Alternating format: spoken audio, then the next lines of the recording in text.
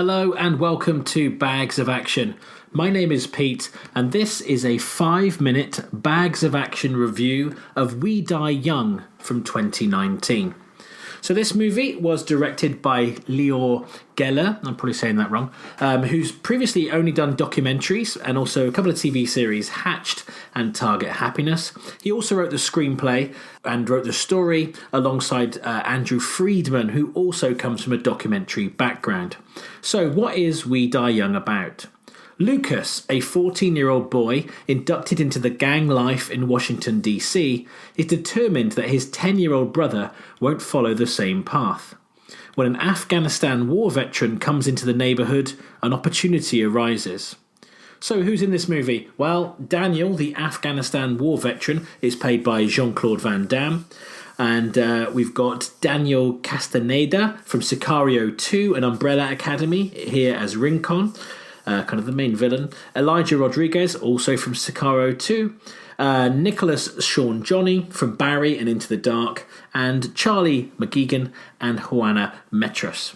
There's also an unexpected appearance by British actor Gary Beadle. I had to check a few times if it was him, but it definitely was.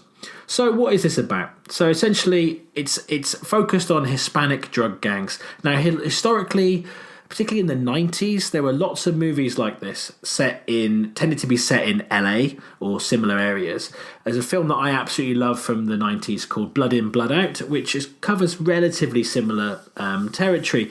But being set in Washington, D.C. is a bit of an eye-opener, and I think that's intentional because they're documentary makers. I think they're trying to make people realise that this isn't something that just happens in one city, in one place, in the City of Angels. So Van Damme's character in this film can't actually speak, and maybe some of his detractors might think that's a good thing, but it certainly helps him play Daniel, who I'm thinking is an American ex-soldier.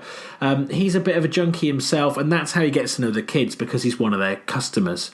He speaks in the film with a voice box, and you find out later why that is. Again, he's taking drugs and he's also suffering from PTSD. He's quite a tragic character. In some ways, this film's a bit like Nowhere to Run back in the day, because it's not Van Damme doing high kicks or doing the splits or showing his backside. This is him playing a different kind of role in a more grounded drama.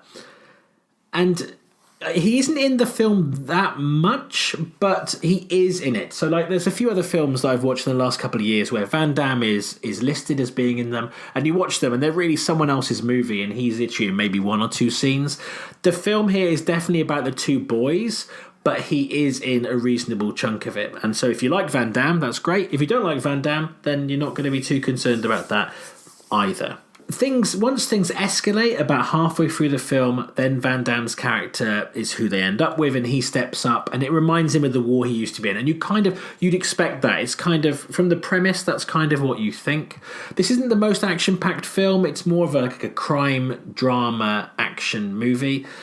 And it's certainly not what you expect when you see Van Damme's name in the title. I mean, like I say, he's not in just one or two scenes, but what it does show, I've always actually felt he's an underrated actor. A lot of people don't agree with me, but he doesn't say very much, but a lot of acting happens in the face and his kind of reactions.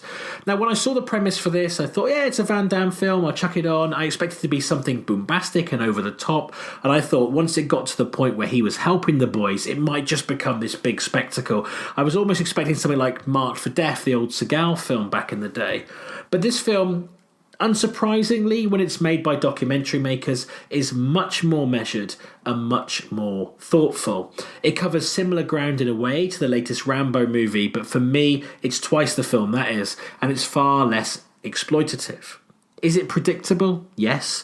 Does it take cues from old westerns and take that into a gang story? Undoubtedly. Is it worth watching? Definitely.